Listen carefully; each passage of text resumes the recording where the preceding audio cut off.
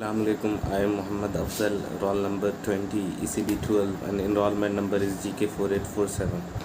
And my main subject is economics. So let's quickly get into the topic that we are told to explain about, and that is thematic cartography. And let's understand about it, its root, and where it came from. The word thematic had been taken from a Greek word that is thematikos, and it means a particular.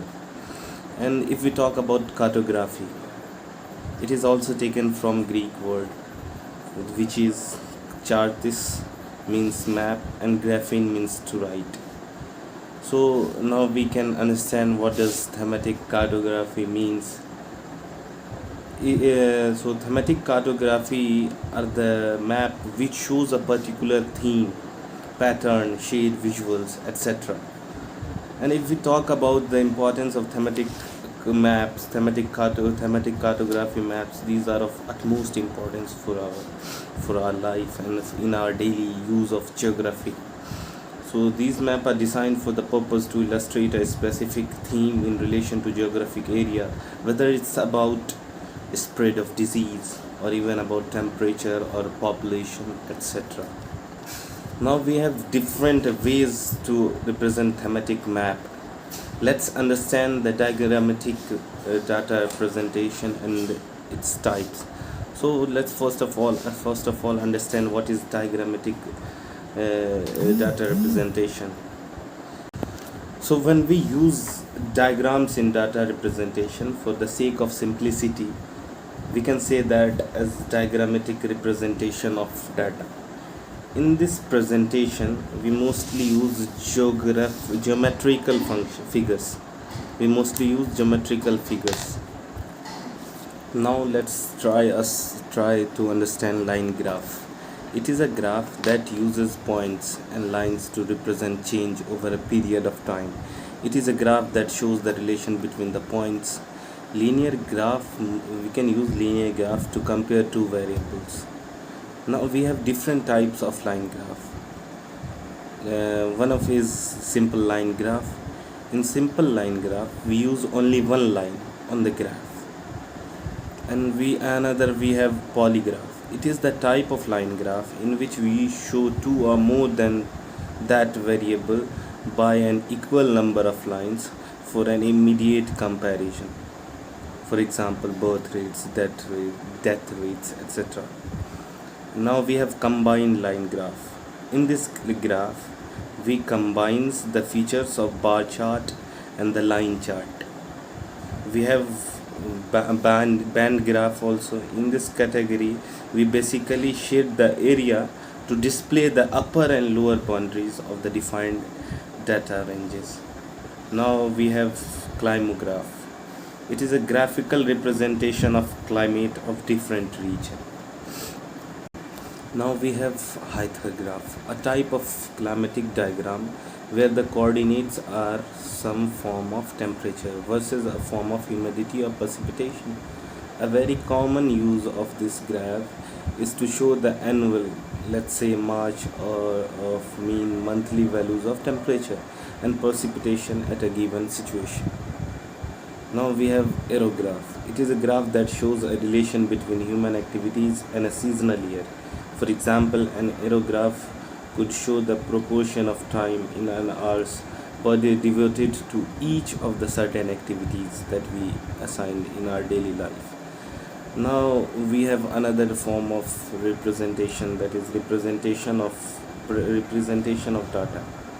The data which are presented in some graphic or diagrammatic form, and the transformation of data through visual methods like graphs, diagrams, maps, and charts is called representation of data.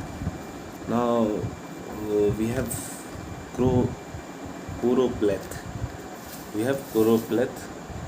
This word came from Greek word choros, means an area or a region, and plethos means multitude.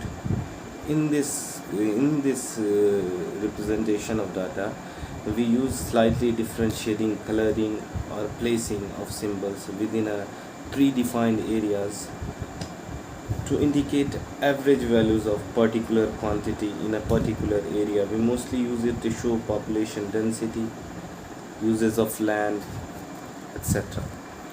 Now let's try to understand isoplates. This method make use of line joining location or places having some or equal values of particular variable. And we have another form, data and point data. The data plot as a representation of a distribution consists of a group of data points plotted on a simple scale. This map is used for a population and also for any particular cases like COVID-19 that we all are suffering from. Now at last of the syllabus we have prismatic compass survey. So it is a navigation and surveying instrument which is extensively used to find out the bearing of a traversing and included angles between them, waypoints, and we can say an end point of the L course and direction. So first we can use compass surveying. We can say is compass surveying is a type of surveying in which the direction of surveying lines are determined with a magnetic compass, and the length of the surveying lines are measured within a tape or a chain or a laser range finder. And second, the compass is generally used to run a traverse line. The compass calculate bearings of line with respect to magnetic needle. The included angle can be then calculated using suitable formulas in case of clockwise and anti-clockwise traverse respectively. The name prismatic compass is given to it because it essentially consists of a prism which is used for taking observation more accurately. And now we have open traverse survey. We can say a surveying traverse that fails to terminate where it begins and therefore does not completely enclose a polygon. And at last we have closed traverse survey, a surveying traverse which accuracy can be checked by the fact that when it is closed the angle should add up to 360 degrees and which ends at its starting point. And now at last, if I talk about expectation from you teachers, and specifically if I talk about you are already doing more than my expectation that what I had thought. You are doing great teachings. So, and if I talk about the link of this subject geography to my career or something like that, I'm thinking about UPSC, and this subject is very high scoring, and it will help me a lot in my UPSC examination. Thank you.